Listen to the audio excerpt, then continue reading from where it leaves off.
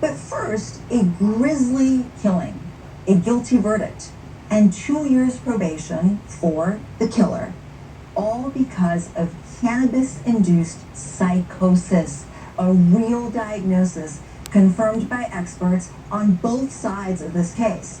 In May of 2018, Bryn Spacher took a hit off her friend's bong before stabbing him 108 times, and then stabbing her dog, and eventually stabbing herself. The potency of the weed and the manner it was consumed, especially for someone who was not an experienced pot smoker, experts say, triggered the psychosis that led Bryn to have visions and to hear voices. Visions that she was dead with paramedics, family standing over her, and voices that told her the only way to bring herself to life was to kill Chad O'Melia and then stab herself. Bryn says she never knew what she was doing. When cops arrived in the early morning, it took 4 shocks from a taser, 9 baton blows, breaking her arm to wrestle that knife out of Bryn's hand. All of it caught on body cam.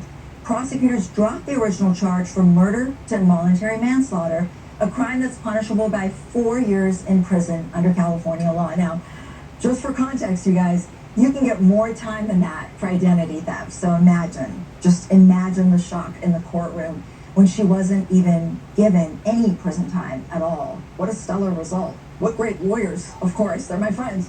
Bryn received 2 years probation and 100 hours of community service. Chad O'Melia's father has appeared on this show several times to express his feelings. Often, of course, a lot of anger, a lot of frustration throughout that trial. But tonight, Bryn Spacher joins live, along with her attorneys and my esteemed colleagues from Los Angeles, Bob Schwartz and Michael Goldstein. Thank you all for joining me tonight. Bryn, thank you for being here. I know this is very difficult for you each and every time you have to talk about this. I want to start with you first. When did you realize how bad the consequences of the psychosis were? In other words, you had killed your friend. When did you realize that? Before I answer that question, I just want to make a statement. Sure.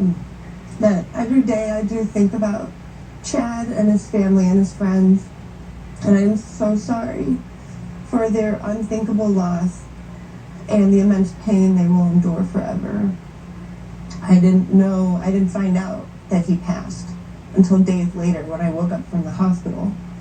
And when I did wake up from the hospital, that's when I knew that there was something bad happened, but I wasn't given answers right away. And I was very scared, confused, and shocked, and I didn't know what was going on.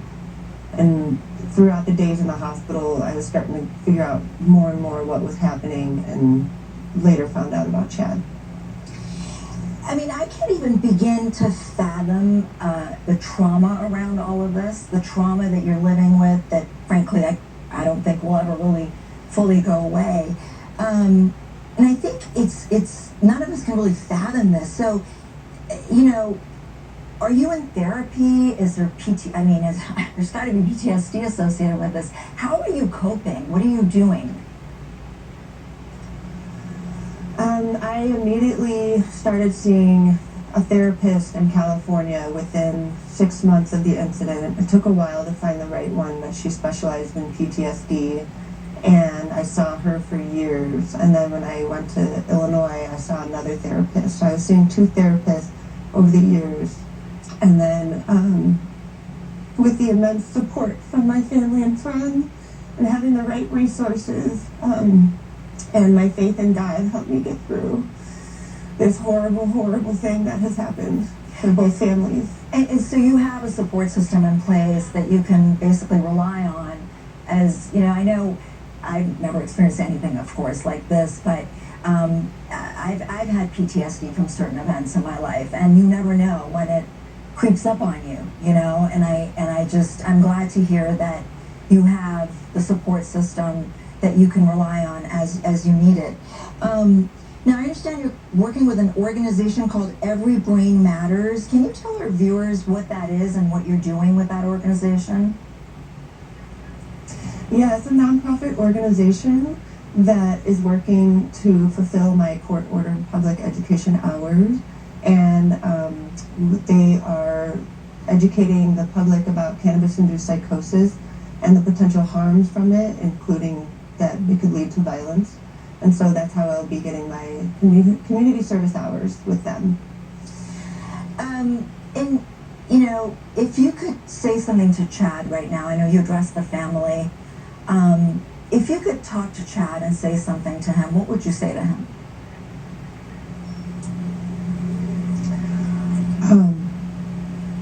I am so sorry that he had to go through that. There's no way I would have ever hurt him.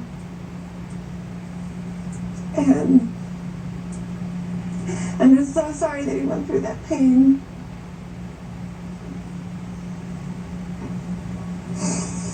Yeah, it's I don't know. it's a lot. It's a lot. Bob, let me go to you. You know, the law gives us a drop-down menu when it comes to homicides, right? And Bryn was initially charged with murder. Murder? Please make it make sense. I don't understand. And then eventually it became manslaughter. Tell us what happened and how, you know, did body cam have anything to do with this? How did this come about? The body cam, you're talking about the video from the body cam of the deputies that arrived on the scene. That had a lot to do with it, but it wasn't the only thing. Well, first of all, this was a murder case for several years, and what changed is that after we had retained several experts who all came to the same conclusion that what happened here was a cannabis-induced psychosis that triggered the violence, and also that Bryn had no conscious or cognitive awareness of what she was doing. That's what we had presented to the prosecution. The prosecution then elected to retain their own expert, somebody who has testified frequently for the prosecution, not only for the prosecution, but frequently. And we had objected to this expert interviewing our client. Our position was we weren't claiming that Bryn had a mental illness or disorder or mental impairment, quite the opposite, that she was normal. Over objection, the judge ordered Bryn to be interviewed by the psychologist who was retained by the prosecution. And he spent a whole day with Bryn, interviewing her, conducting psychological tests. And his conclusions were exactly the same as our experts. That this So you was a had, that's cannabis- interesting. That's interesting because typically in these cases we have a battle of experts, and it seems like you guys had an accord between the experts, which essentially, but I still think murder, I still think it was overcharged, but I want to go to you, Mike. The decision to put your client on the stand, you know, it's always a tough decision for all of us. It's a fluid decision. We never know when we need to do it. What was it in this case that made it easy for you to know that, you know, Bryn needs to testify?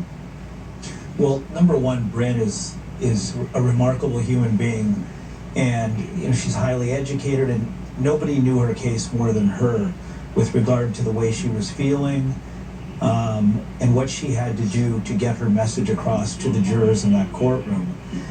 It's always a tough decision to put your client on the stand, and we very rarely do that in our line of work. But here there was no choice because of the defense that we were mounting, and what we, you know, just to give you a bit of insight into the defense that we were presenting was we were trying to convince the jury that it was involuntary intoxication, that she didn't intend to smoke whatever it was in that bong. She did take the first hit. There was some questions about the second hit, but she certainly didn't know that the contents of that bong were high potency substances that caused the psychosis that was caused. And you could compare this to being roofied in a bar, where of course you have a drink at a bar, but somebody places something in that drink. It was similar here, because what she thought she was getting was the same type of pot that she had Right. tried three or four times in the past. Right, but Mike, the jury obviously disagreed with you. You said the jury got it wrong, They the did. judge got it right, and you're appealing. But the jury disagreed with you because the jury didn't believe it was involuntary intoxication. They did believe it was involuntary manslaughter. But what is the issue on appeal? Well, I'll let Bob address the appellate issue, but you're absolutely right, Sarah, that the jury didn't buy into our defense, so to speak. But Judge Worley, of course, as courageous as he was, he righted that wrong, and he did what he could in terms of sentencing. Right. He sentenced her to probation, no time, and in a jurisdiction like Ventura, that was a very courageous decision by Judge Worley. No, and it was. Let me just toot your horns. You guys are great lawyers. I think Bryn is lucky to be alive, and also very lucky and fortunate that she had you two. I want to just get to By the way, Bryn. sorry, just to jump in on that point. When you say she's lucky to be alive, let me expand on that. The reason that Bryn is lucky to be alive is that when the deputies came in, as you alluded to, she was stabbing herself, and they told her to drop the knife. She kept stabbing herself. They tased her, as you mentioned, 4 times. She kept stabbing herself. One of the deputies struck her with a steel-tipped baton 9 times before finally dislodging the knife from her hand. Only because of the intervention of that deputy is Bryn still alive. Yeah, and Bryn, I And, want to give the last keep in word mind, to Sarah. Yeah. Sarah, the district attorney's office had all of this body-worn video available to them from the very early stages of the case. They had a series of notes that were taken by her when she was intubated in the hospital as she woke up the next morning after several surgeries. So they had the body-worn video. They had the marijuana that was recovered at the house. They had her notes about how she was feeling and the fact that she didn't want to take that second hit. And all of these things could have been reviewed during a pre-filing review of the case. But the district attorney's office decided to file a murder, and ultimately down the line, years down the line, they made that decision to dismiss the murder once our experts reached their decisions. Yeah, I mean, there's a reason why I've had 5 cases in my career in Ventura County. I want to end with you, Bryn. What is the takeaway for our viewers? What is the one thing you can share that, is the message from this horrific nightmare, really, that you went through? I don't think marijuana should be promoted as safe to use, and there definitely needs to be some more education that psychosis can happen, and that cannabis needs to be regulated. Really? Okay.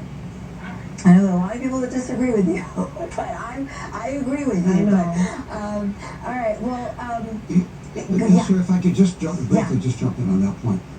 What we learned in this case it is the danger of high potency marijuana. Like most people, when we first came in the case, think we had a misconception about generally what effect marijuana has. But then the more we studied, we learned the unregulated nature of the marijuana dispensary industry, especially here in California, and the high potency products that are being sold. And that Chad, we know, according to the evidence, was purchasing high potency marijuana. But the cautionary tale about this case, I think for your viewers out there, is that high potency marijuana is very dangerous. And there is a link between high potency marijuana and psychosis, Right. and a link between high potency marijuana and violence. yeah, so we're going to actually have your expert on to elaborate on all of this in the next block. But, Bryn, what do you want to tell Chad's family? I just hope that they can find some compassion and forgiveness in the situation, and look at how the cannabis industry can be dangerous for people, and regular users or novice users. And we just need to all be more educated about it and spread more awareness about the possible dangers. Bryn Spacer, thank you for joining me, and I wish you the best of luck moving forward, especially with your license. And Bob Schwartz, Michael Goldstein, see you in a Los Angeles courtroom soon. Thank you all for joining me tonight. Have a great weekend. Thank you. Still to come, what was it in the marijuana Bryn smoked that caused her to go into psychosis? And what exactly is psychosis? Is this an excuse? One of the experts who testified in her defense breaks down the science and why he believes the killing wasn't Bryn's fault. He's live with me next. News Nation Tuesday.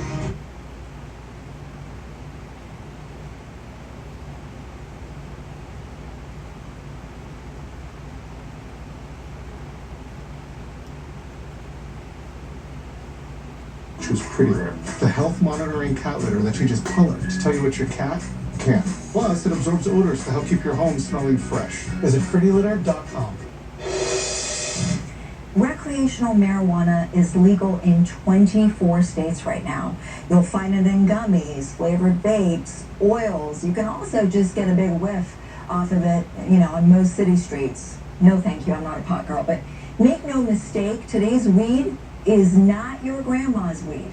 Some cannabis products have up to 90% THC, and that can seriously interfere with mental health, unbeknownst to the user too. In rare cases, it can even bring users to the point of psychotic breakdown, a lot like being roofied, for example. And that's what a team of experts testified to in the manslaughter trial of Bryn Spacer. Dr. Daniel Buffington was a defense witness. He's a clinical pharmacologist and president of Clinical Pharmacology Services and associate professor at the University of South Florida Colleges of Pharmacy and Medicine. That was a lot on a Friday night. He joins me now live. Dan, good to see you. Thank you for being here. Thank you, sir. So, listen, I'm just going to be real with you. When I talk about this case to friends, to lawyers, and I go, cannabis psychosis, they go, oh, come on. That's just BS. Your reaction? Right. Well, I think that we all have years worth of understanding of what we think societally marijuana is. And actually, if you go back 20, 30, 40 years, it was a very different product in terms of intensity and the amount of THC, the active ingredient, that was actually in what an individual would smoke. So the experience is far different today than it was years ago. And there's a wide variety, as you mentioned, of ways to take it. Well, but I want to get to that. The ingestion of marijuana, you can smoke it with a bong, you can smoke it in a joint, you can take gummies, you can vape, whatever. Tell us about sort of the, how does the way that Bryn, I'm not even sure exactly what that is, the way that she ingested the marijuana or smoked the marijuana, how did that potentially impact this psychosis that she experienced? Sure. So one of the things that we understand is there's different products you could purchase, different ways you can get cannabis, which is a variety of plants in the same family, that turn into marijuana, which is what's actually smoked or ingested or eaten. So there's edibles, there's topical products. In smoking and in using a bong where you're just inhaling a large quantity of THC-filled smoke at one time, the lungs are an amazingly rapid form for administering medications, for absorbing them instantly into the bloodstream. So is that, what is the method called that was it stacking or milking or something? So she just thought she was inhaling from a bong. So I have one here. So a bong is just a device that is filled with water. A person puts marijuana into the bowl or chamber or bowl, burns it with a lighter or match, and then inhales through the top and brings into this upper chamber smoke. So if you just light or rip and bring that in, then you're just inhaling that one quantity. So think of it in terms of like a medication. You took a dose. The first administration that was given to her appeared clear and just a little smoke in that top chamber. After that dose, Chad had asked her, from what she can recall from that night. Do you feel it? Are you high? And at that juncture, he said, well, let me give you something. This is going to be different. This will be more intense. When he turned around with the second time with that bong to give it to her, she described that as solid or white or opaque. That's indicative of something that's called milking or stacking. So someone who knows how to prepare that is bringing 1, 2, 3, 4, maybe multiple doses into the chamber, that when the person inhales that smoke, they're not getting one dose, they're getting many doses. So if you think of it like medications, many at one time. Does this and this effect of psychosis, does this at all turn on somebody's underlying, maybe known or unknown medical conditions, or could this happen to anyone, even if they're completely normal, for lack of a better way to put it? No, it's a great question. What we know now is that individuals, there's some risk factors for bad experiences, for someone who's not just going to take it and feel relaxed or some type of euphoria. If you take lower potency, lower concentrations of THC, then most people experience that euphoria, relaxation. Maybe they feel silly or more social. And there's two types, two receptors in the brain, CB1 and CB2. At the lower concentrations, that's what you get is the relaxation, and maybe even an anti-anxiety. As potency, the amount of THC in that. And plants today are now, like you mentioned in the earlier part, is that they're upwards of 80, 90%. Years ago, they were 5 to 15%, and even upwards then of 30 and 40%. We saw that what Chad was purchasing was in the high 30s. And at that juncture, to give that to a naive individual or to someone who has an underlying, she was not determined to have any underlying mental health issues, no anxiety, no paranoia, no depression. So what we know now is high concentration, very potent product, given to an individual who's naive and given in a manner that rapidly gets into the lungs and then to the brains, causes an exaggerated response. We have chemicals in our brains called neurotransmitters, and dopamine, glutamate are two of those key chemicals. We get an intense rush when that happens, and that explains why emergency rooms all across the country now that higher potency. I mean, look, I'm a terrible example. I take a hit of weed and I'm horizontal for a week. Like, it's just, I do stupid things. But what is psychosis? And we've got to wrap, we've got about 30 seconds. But what is psychosis, and what are the statistics? Because I'm telling you, people are still going like, what? Is this really a thing? Or people are going to now hit the bong, kill people, hurt people, and go, oh, well, it was psychosis. Well, psychosis, it would be the extreme. So people are showing up in the emergency room with extreme anxiety, paranoia, and also psychosis. So in that case, it's a complete loss of touch with reality. So it's a person who may be standing, talking, moving. They are not in the same room with you in terms of understanding where they're at or what their actions are. They may be hearing hallucinations or audible commands. It's a very dangerous situation, and it's happening now in emergency rooms across the country of all ages, but it's because there is, of what's out there, some is regulated, and then there's also a high degree of agricultural engineering that's creating products that, so if you converted it to alcohol, it'd be a beer at 5%, liquor at 30, 40, 50%, and grain alcohol, which could be 95%. It's still up. In this case, it's still cannabis or marijuana or THC. It's just extremely larger amount being ingested at one time. Understood. Dan, I definitely will keep your number. I might need an expert like you in my next case. Dan Buffington, thank you so much. Have a great weekend. Coming up next, you think you know a story that's been part of your life for 20 years, then